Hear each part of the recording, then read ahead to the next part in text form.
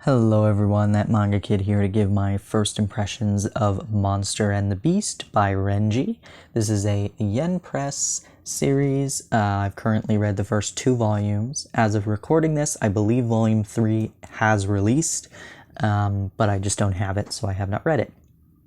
This is one I have been trying to get my hands on since it came out, but I buy most of my manga from Chapters since I live in Canada, and for some reason volume 1 has been out of stock forever, and it finally came back in stock, so I purchased it, and volume 2, and then it took like almost 2 months to arrive after I bought it, so I don't know, maybe because of the pandemic, it went out of stock for a long time, but I don't know, I felt like for some reason this series in particular, every time I looked, I couldn't get it.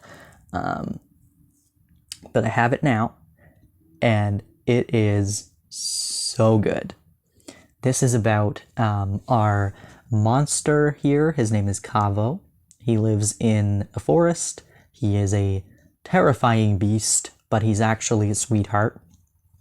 And our other character here, Liam, who is a middle-aged, gorgeous, bisexual man who is saved by Kavo.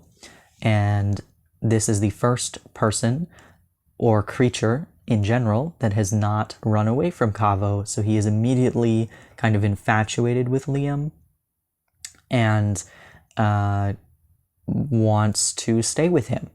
And so since Liam is a bit of a wanderer, he doesn't stay in the same place for very long. He is very promiscuous. He is very suave and mysterious. Doesn't seem to be a very nice person. He's kind of fickle. Like, he's nice to Kavo, but he doesn't seem to very much care about anybody in particular, except himself and his own interests and desires. So it's a very interesting pair, not to mention the fact that they are not from the same species, but just in general, in terms of their personalities, very fascinating. So basically, Kavo has decided to join Liam on his travels because he wants to stay with him. He enjoys conversing with him. Liam is up for anything, but Kavo is a bit shy and is not interested in a physical relationship, at least at this time. This is a very funny series. I'm very entertained. The art is fantastic. I love the character designs. I just think that Liam is funny. I don't think he's a particularly good person, but I guess we'll see as Kavo, interacts with him more. Maybe he will become a bit better as a person. But Kavo is super cute. Like, super duper cute. And Liam is just ridiculous. So I'm very much intrigued. This has a bit of an old kind of European style to it. The way that the smaller towns are, the way that the characters dress, I just feel is very indicative of a European sort of country vibe. So it's obviously got a fantasy element to it, as Kavo is a monster, supernatural being of some kind. But yeah, it's really cute.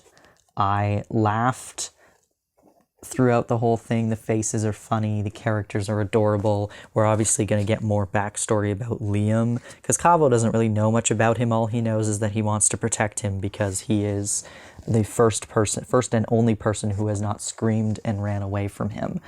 So he imagines that Liam can't be that horrible of a human if he had enough space in his heart to not hate or be disgusted by Kavo.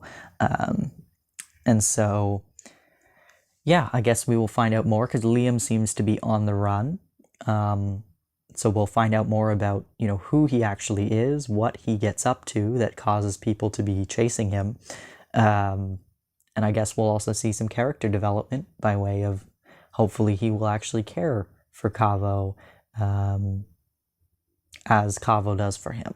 So, yeah, highly recommend it. This was worth the wait. This is one I've had my eye on forever, and I'm so happy to have it. If you've read this, love to hear your thoughts on it. If you have any other series that are like it, love to hear your recommendations. Thanks for watching.